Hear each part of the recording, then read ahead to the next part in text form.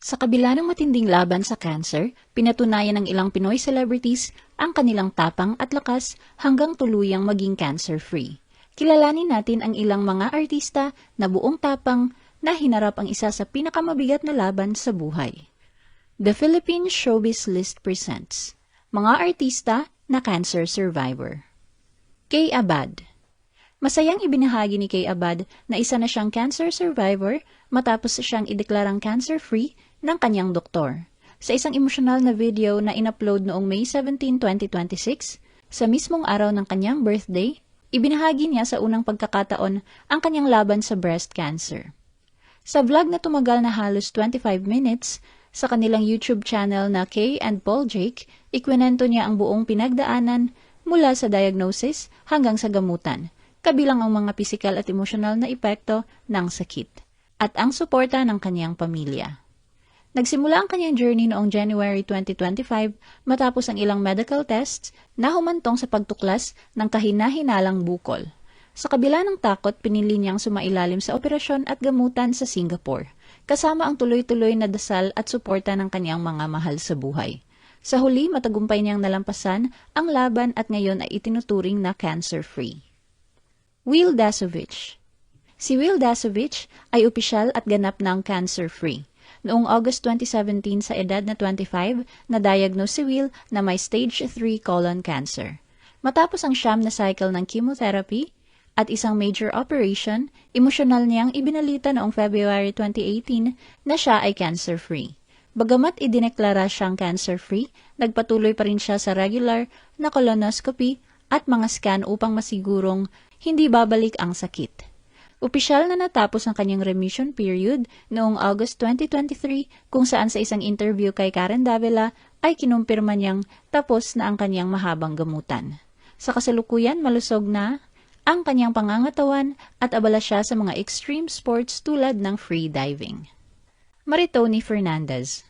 Matapang na hinarap ni Maritoni Fernandez ang isa sa pinakamahirap na pagsubok sa kanyang buhay matapos niyang malaman na mayroon siyang stage 2A breast cancer noong 2001, matapos niyang isilang ang anak na si Lexi. Sa isang interview noong March 2023, ibinahagi ni Maritoni na una niyang napansin ang bukol sa kanyang kanang dibdib sa panahon ng isa sa kanyang postnatal check-up. Sa simula, hindi niya ito gaanong pinansin. Tumagal pa ng ilang taon bago niya tuluyang ipinatingin at ipinasuri ito ng mas mabuti habang nasa edad na 31. Hindi naging madali ang kanyang pinagdaanan, lalo na sa panahon ng chemotherapy. Habang kasabay niyang pinatatag ang loob ng kanyang anak na nag-aalala rin noon sa kanyang kalagayan. Sa kabila ng matinding pagsubok, matagumpay niyang nalampasan ang sakit. Sa kasalukuyan, mahigit 2 dekada ng cancer-free si Maritoni. Patuloy niyang pinapahalagahan ang kanyang kalusugan sa pamamagitan ng regular na check-up at active lifestyle. Tetay. Opisyal ng cancer-free ang komedyante at Chris Aquino impersonator na si Kenneth Ocampo, na mas kilala sa showbiz bilang si Divine Tetay. Noong taong 2017, masayang ibinahagi ni Tetay sa publiko ang kanyang matagumpay na laban sa pancreatic cancer. Na-diagnose siya sa sakit na ito noong 2016. Ngunit matapos ang agresibong gamutan at 3 buwang medical therapy, idineklara siya ng kanyang doktor na ganap na ang magaling. Dahil sa kanyang naging karanasan, nagbago ang kanyang pananaw sa buhay, kaya naging mas maingat na siya sa kanyang kalusugan. Binalanse niya ang kanyang oras at umiwas muna sa puyatan sa mga comedy bar upang hindi mapuwersa ang kanyang katawan at mapanatili ang kanyang lakas. Melissa De Leon. Ang dating aktres at cancer advocate na si Melissa De Leon ay opisyal ng cancer-free at kasalukuyang nasa remission matapos ang kanyang laban sa breast cancer ng 2 magkahiwalay na pagkakataon. Unang na-diagnose si Melissa noong 2006 sa stage 2B ng sakit, kung saan sumailalim siya sa 6 na aggressive session ng chemotherapy. Bagamat matagumpay ang unang gamutan, muling bumalik ang cancer sa kanyang kabilang dibdib noong 2014. Dahilan upang sumailalim siya sa operasyong mastectomy upang tuluyang matanggal ang tumor. Ang mga pagsubok na ito ang nagtulak sa kanya upang maging isang masigasig na advocate. Itinatag niya ang support group na Stage 0 by Project Pink upang magbigay ng emosyonal at espiritual na gabay sa mga pasyente, habang aktibo ring nakikipagtulungan sa I Can Serve Foundation para isulong ang kahalagahan ng maagang pagsusuri o early detection ng breast cancer. Glenda Garcia. Matagal nang tumutulong si Glenda Garcia sa mga pasyenteng may breast cancer sa pamamagitan ng kanyang aktibong pakikilahok sa Philippine Foundation for Breast Care simula pa noong 2005. Bilang tagapagbigay ng counseling at suporta sa mga kababaihang dumaraan sa sakit, hindi niya inakalang haharapin din niya ang parehong laban matapos siyang ma-diagnose ng stage 2 breast cancer noong 2013. Sa gitna ng kanyang laban sa sakit, sumailalim si Glenda sa chemotherapy at kinailangang tanggalin ang kanyang mga suso bilang bahagi ng gamutan. Sa kasalukuyan, masaya at cancer-free na ang buhay na tinatamasa ni Glenda. Bebeth Orteza.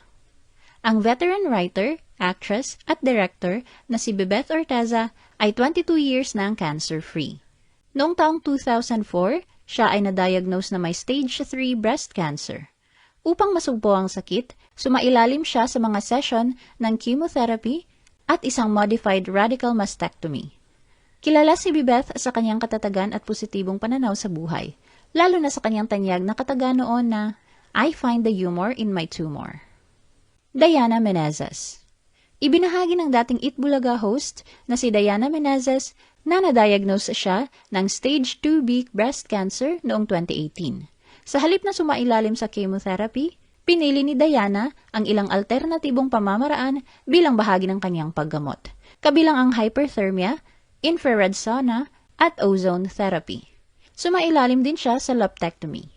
Sa kabila ng mabigat na pagsubok, matagumpay na nalampasan ni Diana ang kanyang laban sa cancer. Gary Valenciano. Matagumpay na nalampasan ni Gary Valenciano ang isa pang matinding pagsubok sa kanyang kalusugan matapos siyang ma-diagnose ng cancer noong 2018. Natuklasan ng mga doktor ang isa pang malignant o cancerous na tumor sa kanyang kanang kidney ilang sandali matapos siyang sumailalim sa open heart surgery. Agad na isinagawa ang operasyon upang alisin ang tumor. Dahil dito, idiniklarang cancer-free si Gary at hindi na kinailangang sumailalim sa chemotherapy o radiation treatment. Vicky Bello. Unang ibinahagi ni Dr. Vicky Bello ang kanyang pinagdaanang laban sa breast cancer sa isang interview noong 2022. Noong 2016, na-diagnose si Vicky ng stage 3 breast cancer kaya kinailangan niyang pansamantalang umiwas sa trabaho at magpagamot sa Europe sa loob ng halos 2 taon. Nalampasan ni Dr. Vicky ang sakit at mas pinahahalagahan na ngayon ang bawat sandali ng kanyang buhay. Isa sa pinakamalaking inspirasyon niya sa patuloy na pakikipaglaban ay ang kanyang anak na si Scarlett Snow Bello. Miles Ocampo. Si Miles Ocampo ay opisyal ng cancer-free matapos ang kanyang matagumpay na pakikipaglaban sa papillary thyroid carcinoma. Noong March 2023, sumailalim siya sa isang emergency thyroidectomy matapos makaranas ng mabilis na tibok ng puso at hirap sa paghinga, kung saan natuklasan na malignant ang kanyang bukol. Kasunod nito, sumailalim din siya sa oral radiation therapy upang tuluyang mapuksa ang mga natitirang cancer cells. Inanunsyo niya ang kanyang paggaling noong January 2024 sa isang interview kay Karen Davila.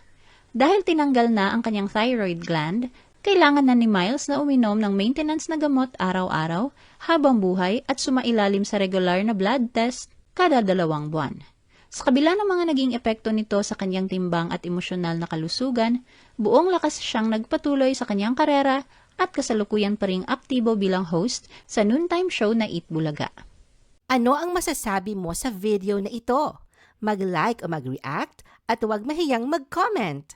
For our YouTube viewers, huwag kalimutan mag-subscribe at i-hit ang notification button. At para sa aming Facebook viewers, mag-like at follow sa aming Facebook page para updated ka sa mga showbiz chika. Thanks for watching!